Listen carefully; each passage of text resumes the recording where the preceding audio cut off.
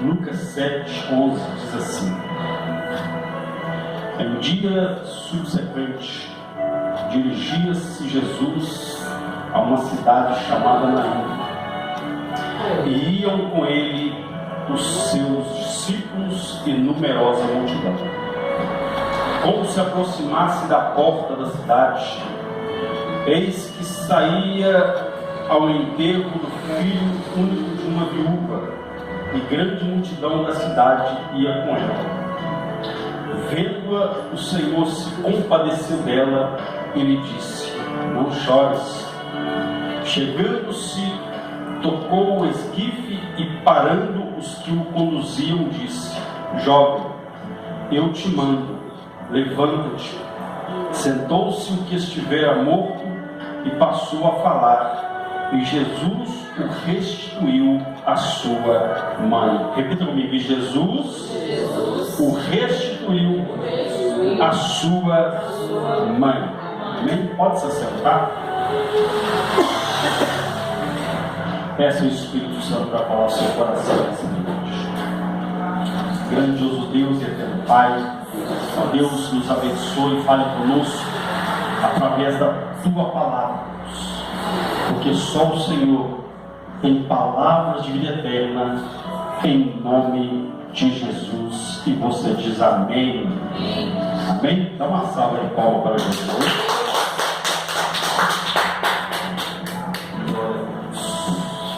Amém? Irmãos, nós lemos aqui um texto da palavra de Deus que vem tratar ao meu, ao seu, ao nosso coração,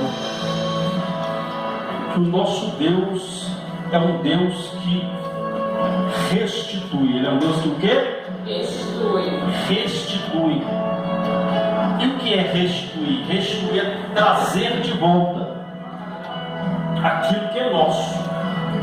Uma palavra restituir tem a ver com o que trazer de volta, né? Existe no nosso país todo ano a chamada restituição do imposto de renda, onde ali são feitos cálculos e pessoas têm direito, né, a uma certa quantia de dinheiro, porque foi feita uma restituição. E a Bíblia nos mostra aqui que houve uma restituição da parte de Jesus a uma mulher que tinha o seu filho. A Bíblia diz que ela era viúva e ela estava indo literalmente enterrar o seu sonho, literalmente enterrar a continuidade da sua descendência, porque a Bíblia diz que aquela mulher era viúva, ou seja, o marido dela havia morrido, e a Bíblia diz que ela estava indo enterrar o seu único filho. A Bíblia não relata a idade daquela mulher, mas a Bíblia diz que ela só tinha aquele filho que ainda era viúva. Ou seja, se ela não tinha mais filho, não haveria como a família daquela mulher, a história da família dela continuar. E para o povo judeu, né, a genealogia, a linhagem, né, isso era de suma importância, tanto que na Bíblia você vai ver diversas, né, linhagens, aonde a Bíblia começa a relatar alguns nomes, né, alguns nomes até meio estranhos para nós que somos aqui do Brasil, mas a Bíblia vai dizer que fulano gerou Beltrano, que Beltrano gerou Beltrano, que gerou Beltrano, ou seja, a linhagem. E é por isso que Jesus, né, é conhecido como a raiz de Davi, porque ele veio da linhagem, da genealogia da linhagem de Davi. Por isso que ele é chamado o leão da tribo de Judá, porque veio da linhagem de Judá, veio da descendência de Judá. E a Bíblia então mostra que esta mulher então ela está indo enterrar a história da sua família, a continuidade da história da sua família. Porque não tendo mais filhos, ela não teria o prazer de um dia ver o seu filho se formar, de um dia carregar os seus netos nas mãos. Ou seja, a história daquela mulher estava fadada. Aquela mulher, ela estava, enfim, fadada a não ter uma história. Ela ia morrer e não iria ter mais história para contar. A única história que ela ia contar é que um dia ela teve um filho e um esposo e eles morreram. Acabaria ali a história familiar daquela mulher. Mas a Bíblia diz que ela teve um encontro. Ela teve o quê? Um encontro. Com quem? Com Jesus. Diga, um encontro com Jesus. Diga, um encontro com Jesus muda toda a história. O encontro com Jesus fez com que a história daquela mulher fosse mudada, fosse com que a história daquela mulher fosse novamente contada. Ou seja, uma nova história estaria sendo escrita na vida daquela mulher a partir do momento que ela teve um encontro com Jesus. Porque quando nós temos um verdadeiro, não estou dizendo uma visita, não, um encontro, quando nós temos um verdadeiro encontro com Jesus, tudo muda. Não existe uma pessoa que teve um encontro com Jesus, um verdadeiro encontro com o Senhor, que não teve uma mudança na sua história. E a Bíblia nos mostra então, irmãos, que esta mulher ela foi restituída. E o tema da mensagem é alcançando a restituição de Deus. Diga, alcançando a restituição de Deus. É aquilo que eu disse. Quando é feito a restituição do imposto de renda, é feito ali alguns cálculos, é feito ali algumas análises, é feito ali, enfim, uma espécie de um histórico que é puxado. E ali vai constando o porquê aquela pessoa tem direito à restituição. E dentro desse texto nós vamos ver alguns pontos que nos dá direito a receber a restituição da parte do nosso Deus. O primeiro item aqui que nos dá legalidade para receber a restituição de Deus é essa. A Bíblia diz que Jesus estava fazendo a obra de Deus. Mas a Bíblia diz então que quando Jesus termina de realizar a obra em um determinado local, a Bíblia, o texto aqui que nós começamos a ler, não fala onde ele estava, mas se lemos alguns textos atrás, vamos entender que Jesus estava ali nas regiões de Cafarnaum, ou seja, estava ali, e esta cidade de Naim era próximo aonde Jesus estava, e a Bíblia diz que Jesus foi até essa cidade, mas a Bíblia diz que ia com ele os seus discípulos e uma grande multidão. Ou seja, o primeiro ponto para alcançarmos a restituição de Deus é essa. Só andando com Jesus é que nós poderemos alcançar o milagre da restituição. Então tem que andar com ele. Se não estiver com ele, não espere a restituição. Eles viram a restituição, eles viram o milagre da restituição, porque eles estavam andando com Jesus. Tem gente que só quer, ou seja, a pessoa, ela só quer a restituição, mas não quer andar com aquele que é o autor da restituição, aquele que pode fazer o milagre acontecer. A pessoa quer o milagre, ela quer a bênção, ela quer ver o mover de Deus, mas ela não quer andar com Jesus. Então, não tem como. Ela só quer o bem, mas não quer o abençoador. Ela só quer o favor de Deus, mas não quer a companhia desse Deus. Então a Bíblia diz que eles iam com Jesus. Então, se nós queremos ver milagres, se nós queremos ver restituição de Deus na nossa vida, nós temos que primeiro andar com Ele. E Ele mesmo disse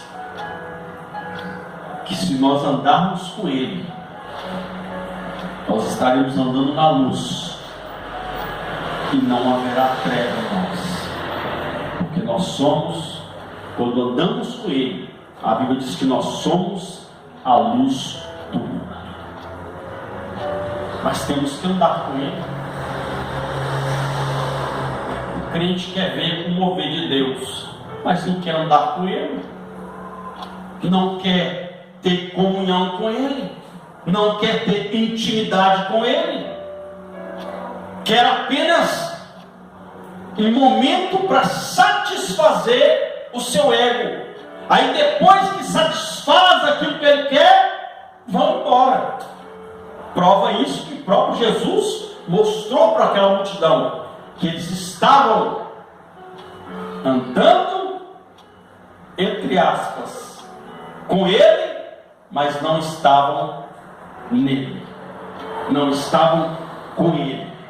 Estavam andando do lado dele, mas não estavam com Ele. Tem como uma vez, pastor, sentado do lado de uma pessoa e não está com ela? Tem.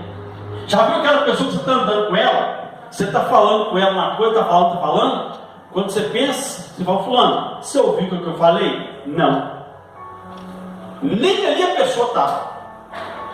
A mente dela estava a quilômetros. E Jesus então ele fez isso. Ele disse, olha, vocês só estão atrás de mim por causa dos pães e dos peixes que eu multiplico. A Bíblia diz que alguém fala, olha, mas que sermão duro, que palavra dura. Aí começou a sair um por um. Aí Jesus olha para os seus discípulos, e vocês não querem ir também? Aí Pedro, então, você conhece a história, que ele se levanta, Senhor, para onde nós iremos, se só o Senhor tem palavras de vida eterna? Então, se nós queremos o milagre da restituição, nós temos que andar com Jesus. Temos que andar com Ele. Temos que andar com Ele. Olha o que o próprio Moisés disse, Senhor, se o Senhor não for comigo, não me faça sair deste lugar. Se a tua presença não for comigo, não me faça sair deste lugar. Porque ele entendeu que o homem, sem a presença de Deus, sem estar andando com Deus, ele está, como a própria Bíblia diz, como uma ovelha desgarrada sem pastor. E uma ovelha sem pastor, ela está, enfim, à mercê, ela está à vista dos devoradores, dos lobos, dos ataques do adversário. Então a ovelha, ela tem que estar do lado do seu pastor. Como Jesus falou, tem que andar com Ele. Eles andaram com Ele, estavam com Ele, e eles iam com Ele.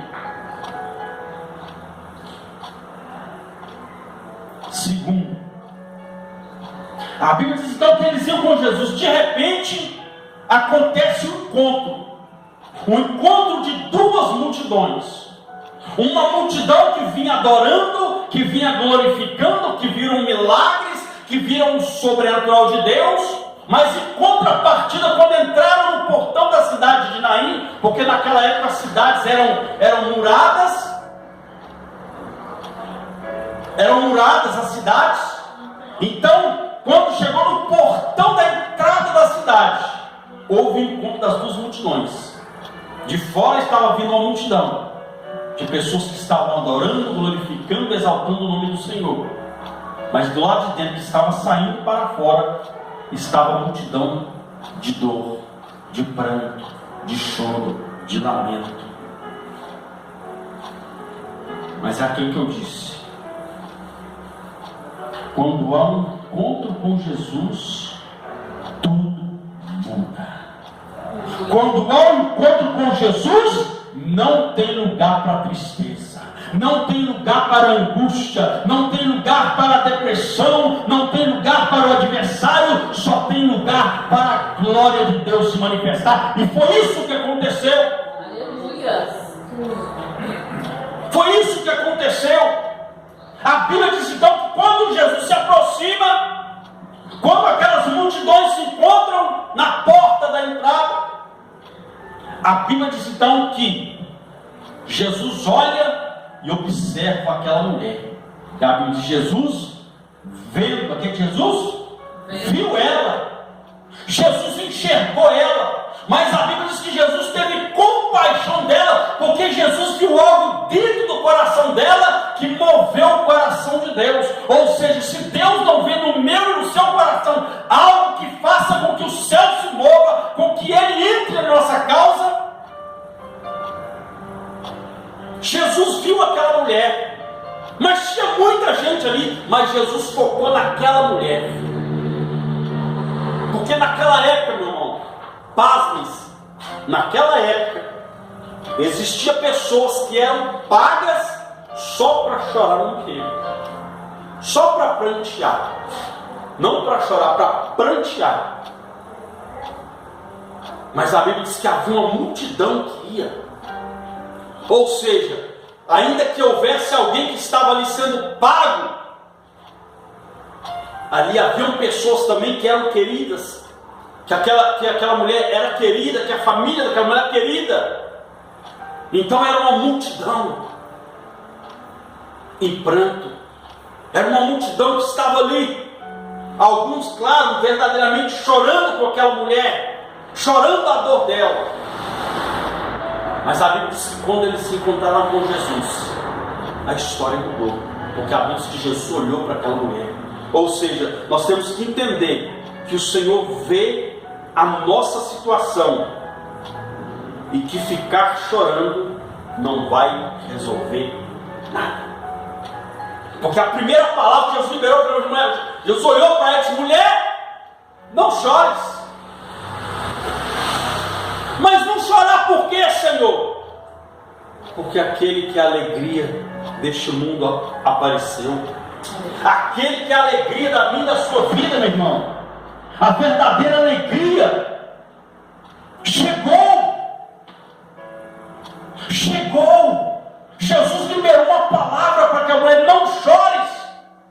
Porque Jesus disse: olha, eu vos disse essas palavras para que a vossa alegria seja completa. Ou seja, se Jesus disse que as palavras que Ele nos diz para que a nossa alegria seja completa, isso é sinal que existem palavras que vêm apenas para massagear o nosso ego por algum momento, mas a palavra de Jesus é uma palavra viva, uma palavra que cura, uma palavra que restaura, uma palavra que levanta o caído e coloca ele de pé e garante a vitória, porque vem da boca do Salvador. Mas nós temos que entender que Ele nos vê. Então não precisa a gente ficar chorando. Tem gente que chora demais. Tem gente que só sabe chorar. Tem gente que só sabe resmungar pela situação. Tem hora, meu irmão, que nós temos que, como diz por aí, sacudir a poeira e dar a volta por cima. Não é o final. Quando nós nos deparamos com Jesus, o único que pode colocar um ponto final na história é Ele. Mas quando Ele entra na minha e na sua vida, a história não termina. A história continua. Não existe, né? Se você vê nesses contos que a gente até, quando criança, quando mais jovem, lemos lá, as historinhas terminavam dizendo que eles foram felizes para sempre. E essa realidade acontece com Jesus. Porque vai chegar um dia que a Bíblia diz que Ele vai enxugar dos nossos olhos toda lágrima. Glória a Deus. Não haverá dor, não haverá tristeza, não haverá angústia, não haverá depressão. É a glória de Deus que vai resplandecer na minha e na sua vida. Oh, Deus maravilhoso. Mas a Bíblia diz claramente que aquela mulher olhou para ele: mulher, não chores. É por isso que a Bíblia diz que a pregação do Evangelho para o mundo é loucura, mas para nós é o poder de Deus. Jesus, no meio daquela situação, a mulher viúva vai enterrar seu único filho, e Jesus fala com ela: mulher, não chores.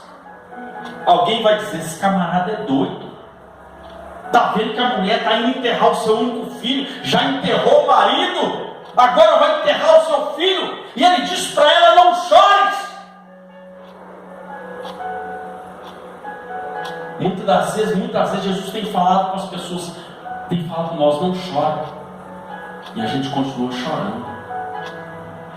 Se ele falou: não chores, enxuga as lágrimas, porque o choro já passou a noite, já durou a noite, porque a alegria vem pela manhã, porque o nosso Senhor, a resplandecente estrela da manhã, chegou para enxugar as suas lágrimas e garantir o milagre da restituição na sua vida. Tem alguém que crê nessa palavra? Então entenda que o Senhor vê, porque tem gente que passava a chorar e dizer: Senhor, o Senhor não enxerga a minha vida, o Senhor não vê a minha situação. Ele vê, mas Ele está esperando uma atitude minha e sua, para que Ele entre com providência. A Bíblia diz que há tempo para tudo. Há tempo de chorar, mas também há tempo de se alegrar. Há tempo de enxugar as lágrimas e dizer: eu não vou prostrar diante dessa situação, eu não vou entregar os pontos, eu vou levantar a cabeça, porque eu sei em quem tenho crido, eu sei que os planos do Senhor ao meu favor, nenhum deles poderão ser frustrados. Glória a Deus, aleluia, Jesus. Aí a Bíblia diz então que, verso 14 assim: chegando-se, a Bíblia diz, quando Jesus olha para aquela mulher, diz para ela: não chores. Verso 14 diz assim: chegando-se, tocou o esquife e parando os que conduziam. Ou seja, chegando-se, tocou o esquife e parando os que o conduziam. Ou seja, parou aqueles que estavam indo sepultar o filho daquela mulher. Ou seja, nós temos que entender que quando você está na presença de Jesus, ninguém vai sepultar o seu sonho, ninguém vai enterrar o seu sonho, porque o autor da vida, ele mesmo disse: aquele que crê em mim, ainda que esteja morto, vai ressuscitar, vai ressuscitar.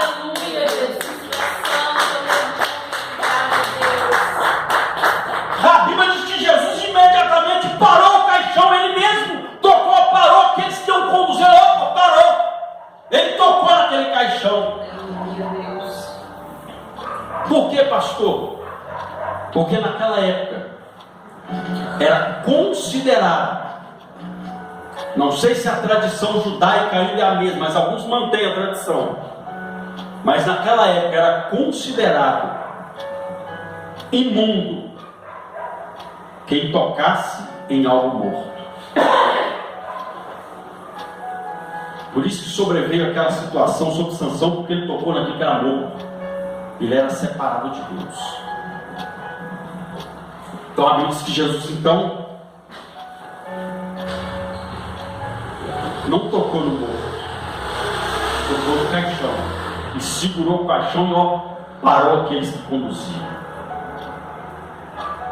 Eu imagino no mundo espiritual a morte acompanhando aquele povo, porque ali era um cenário de morte. Imagina aquele monte de pessoas tudo de preto, de luto, todo mundo, o terno é azul, todo mundo levando aquela multidão, levando aquele caixão. Eu imagino o espírito da morte, pensando: derrubei mais um, derrubei mais um, derrubei mais um, derrubei mais um. Não sabendo que aquilo que é maior que a morte se aproxima. Oh, aleluia, Deus Santo, aleluia. A Bíblia diz que eles pararam no portão. Quando chegou no portão, eu imagino Jesus dizendo: daqui ninguém passa, daqui a morte não passa. A morte chegou até aqui porque eu não estava presente. Você consegue entender isso? Enquanto Jesus não está presente, a morte reina. Mas quando Jesus entra, a morte não tem poder. Aleluia, Porque Deus. a Bíblia diz claramente que Jesus, a morte, venceste. Há um hino, né? A morte venceste, o véu tu rompeste, e a tumba vazia agora está. Por que o hino e a própria palavra diz isso? A morte não pode parar o nosso Senhor, porque a Bíblia diz que Jesus, a morte não matou ele, não. A Bíblia diz que ele se entregou. A morte é tão fraquinha que ela não nem tocou em Jesus. Foi o próprio Jesus que entregou o seu espírito. Foi o próprio Jesus que se entregou, porque a morte não conseguia tocar nele. Então ele chegou naquele lugar: opa, parou, daqui ninguém passa. A morte não teve outra alternativa senão pegar a malinha dela, se é que ela tem mala, e voltar para os quintos dos infernos, porque o autor da vida, aquele que é o autor da vida, ele tem poder para deter todo o poder da morte, tem poder para ressuscitar, tem poder para curar, tem poder para levantar, tem poder, meu Deus, para mudar histórias. Aleluia. Nós temos que acreditar nesse poder. A Bíblia diz que Jesus, olha, nós temos que entender que quando a presença de Jesus, onde está a presença dele, ninguém morre. Enquanto Jesus está presente, é proibido morrer. Aleluia. A Bíblia diz claramente que quando, os historiadores, que eram poucas, as pessoas que chegavam até o momento da crucificação. Tinha uns que morriam no meio do caminho, tinha uns que morriam antes de colocarem nas suas costas, antes de levarem eles para o Calvário, morriam. Mas a Bíblia diz que Jesus estava lá na cruz, e do lado dele tinha 2 ladrões.